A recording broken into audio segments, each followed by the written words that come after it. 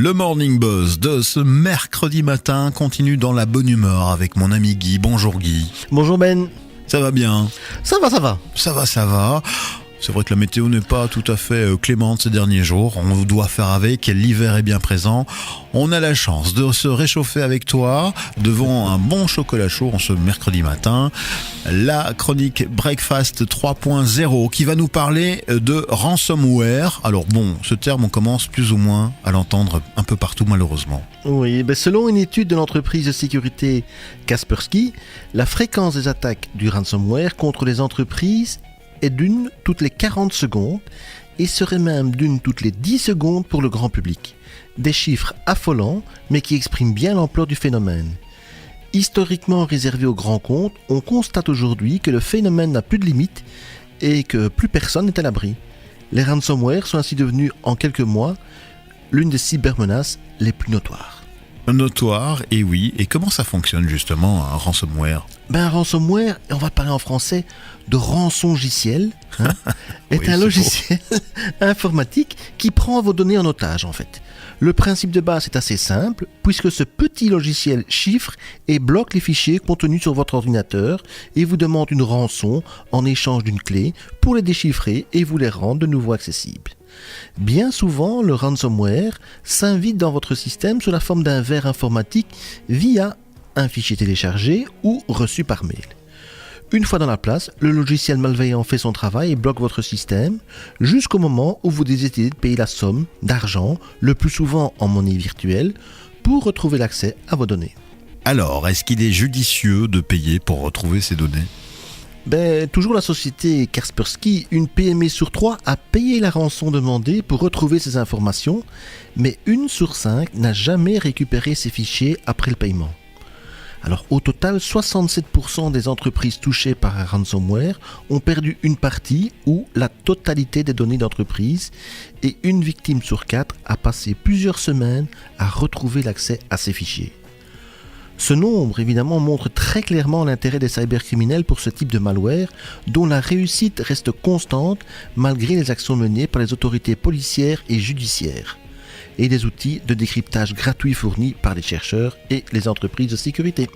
Alors, la mort d'une entreprise derrière tout ça? Mais oui, que l'on paye ou non la rançon pour une entreprise, il faut également tenir compte, en plus de ses coûts directs et visibles, les frais liés à l'arrêt de l'activité, les montants déboursés pour se débarrasser après de l'infection, mais aussi les dommages que celle-ci peut engendrer sur l'image de l'entreprise. Vous l'aurez compris, être victime d'un ransomware peut signifier tout simplement la mort de son activité. Bon, c'est bien beau, c'est un constat un peu affolant. Comment on peut se protéger? Tout d'abord, être informé sur ses pratiques. C'est ce qu'on fait pour le moment. Ensuite, être conscient qu'une fois sur 5, la perte des données est imputable à un manque de vigilance du personnel ou à un manque de sensibilisation à la sécurité. Alors on ne le répétera jamais assez, mais les entreprises doivent sauvegarder régulièrement leurs données, utiliser des solutions de sécurité fiables et s'assurer qu'elles ont appliqué les dernières mises à jour en matière de sécurité, aussi bien pour votre système d'exploitation que votre navigateur, votre antivirus et vos autres programmes. Et maintenant, s'il est trop tard?